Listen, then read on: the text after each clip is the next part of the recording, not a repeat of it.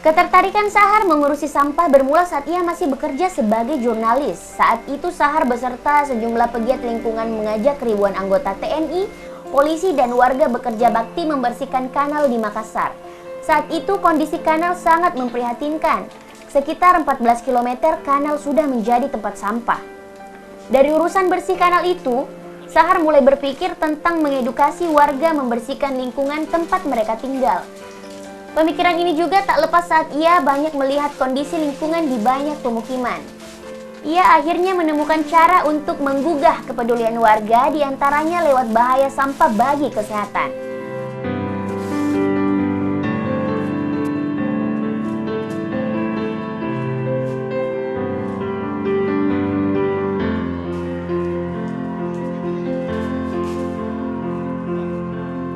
Sahar lantas mencari cara agar sampah juga bernilai ekonomis agar dapat lebih menggugah minat warga mengelola sampah.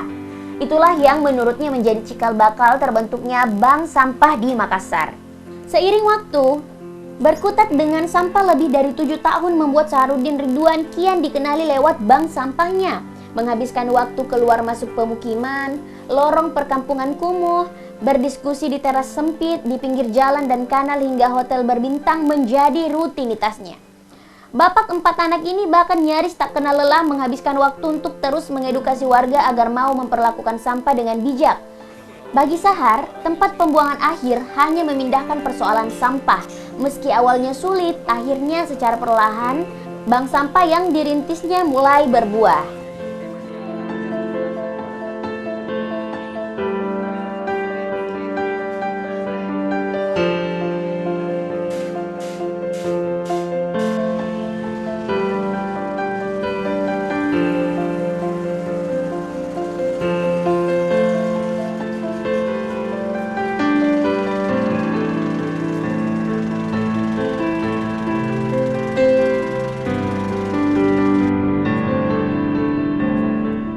Jika tahun 2012 nasabah atau rumah tangga yang ikut program bank sampah sebanyak 1.142 keluarga, pada tahun 2013 menjadi 3.843 nasabah dan pada tahun 2014 tembus di angka 4.000 nasabah.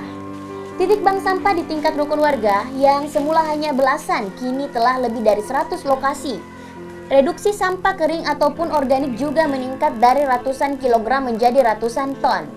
Omset dari penjualan sampah bahkan meningkat pesat dari 70-an juta rupiah menjadi 500 juta rupiah per tahun.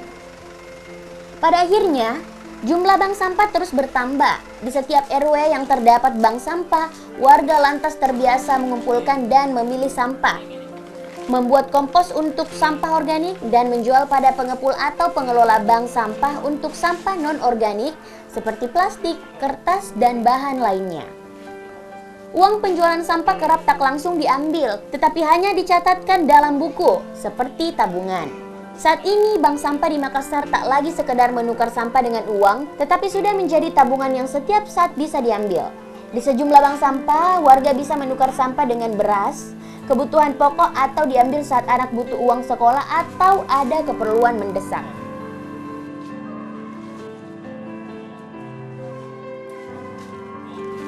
Sahar terus berharap pemerintah lebih banyak membantu warga yang sudah mau mengelola sampahnya, seperti menyediakan mesin pencacah sampah di setiap kelurahan.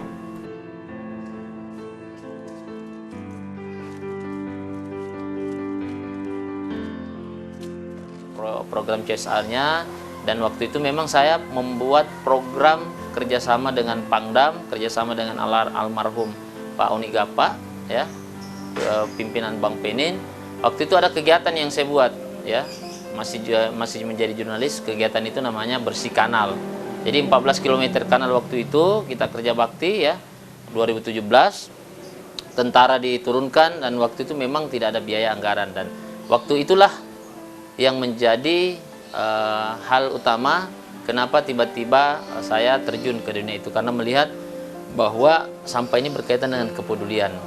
Sampah ini berkaitan dengan keamanan, ketertiban yang terjadi di masyarakat, dan banyak pengalaman suka duka kita. Di saat saya masuk lorong, ternyata lorong ini dulu sering saya liput. Di situ ada tempat, ya, banyak narkoba di situ. Tetapi setelah saya masuk, saya edukasi lingkungan, ada tempat yang dulu sering perang kelompok, saya masuk di situ, ternyata persoalan-persoalan lingkungan ketika mereka jalankan dengan baik ternyata berpengaruh kepada keamanan dan ketertiban. Bahkan salah satu media besar Indonesia pernah menulis, gara-gara bank sampah tawuran pun hilang. Itu tulisan itu yang membuat masyarakat banyak bergairah. Dan kenapa turun di situ? Karena ketika kita terjun ke dunia lingkungan seperti ini, muncullah kepedulian sosial kita, kepedulian lingkungan kita, ya, kemudian ilmu-ilmu yang kita dapatkan di lapangan itu kita bisa sampaikan, kemudian kita bisa terapkan di masyarakat.